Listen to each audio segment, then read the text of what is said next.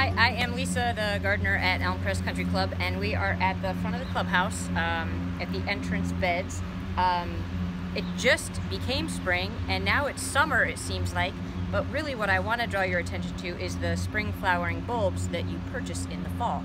So, just finishing up right now are the muscari, and they're a sweet little pop of blue in the spring, but they are a bulb that you want to look for in the fall.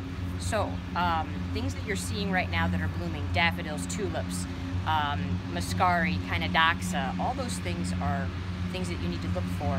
Put it in your memory bank and look for them in the fall, because right now it's too late to plant those for the garden for this year. Another fall bulb that you purchase in the fall that I love is this big allium.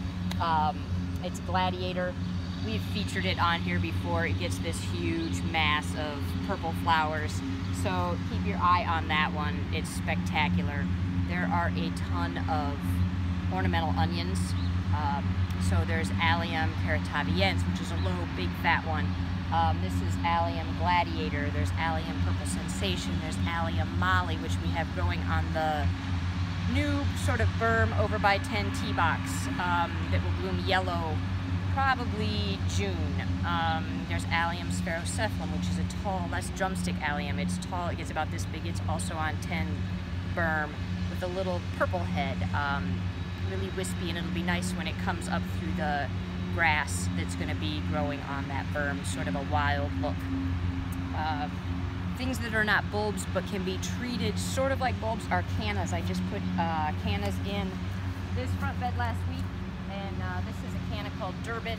We grow 4 or 5 different cannas here on the course, and I'm going to take you down and show you sort of what they look like in their corm form versus already in plant form. So we'll go down and take a look at some that I'm planting on number 9 fence.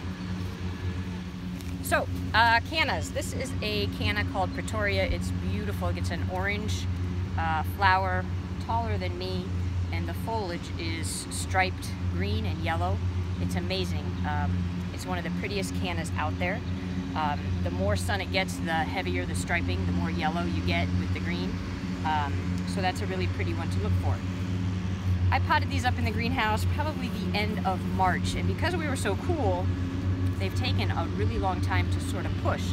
Typically when I do that in past years, I grow them under the benches because that's the last amount of space I have.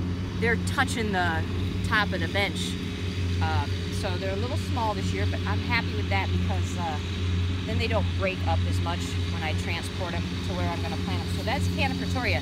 This is what they look like. Sometimes you'll find them in a bag in the garden centers with maybe 3 of these in a bag or 1 of these in a bag. And that's what you end up planting underneath the dirt, and it will come up and give you a canna. There's not a lot to understand about them. You can plant them upside down, they still will come up, but sometimes that happens because you can't tell the top from the bottom. What you want to look for is a lot of times they'll have these stringy roots that have held on from the past year.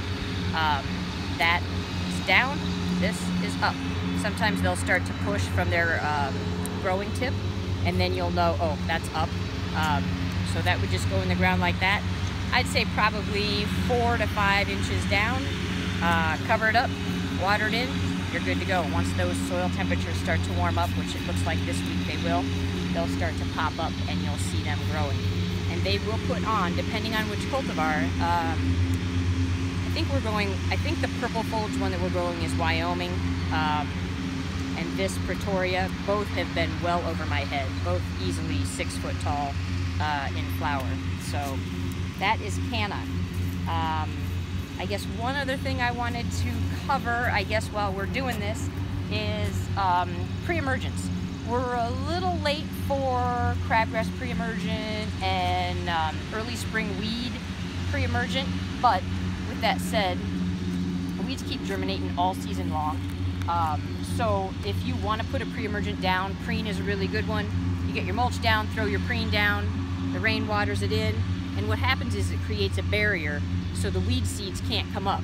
So if you're somebody that messes around in your garden beds, or you have animals running in and out of your garden beds, and you've used preen and you're wondering, how come I'm still getting weed seeds coming up? That's why. That preen has to stay down and be undisturbed for the weeds not to come through it. So like this would be a great application for preen. We've got all these little ash seedlings coming up from the ash tree across the way, and had I put preen down early before I mulched, I would not have this problem. So maybe in the future I'll get that done. I actually don't mind hand weeding, so when I have time, so I'll get those hand weeded. And I just thought it would be a good idea. A lot of home gardeners have rock beds. It works great in rock beds where you're not going in and disturbing the soil. Throw the preen down, leave it alone for the rest of the season. Sometimes you can do 2 applications, a spring and a fall, for fall cool season weeds. So that's it for today. Thanks.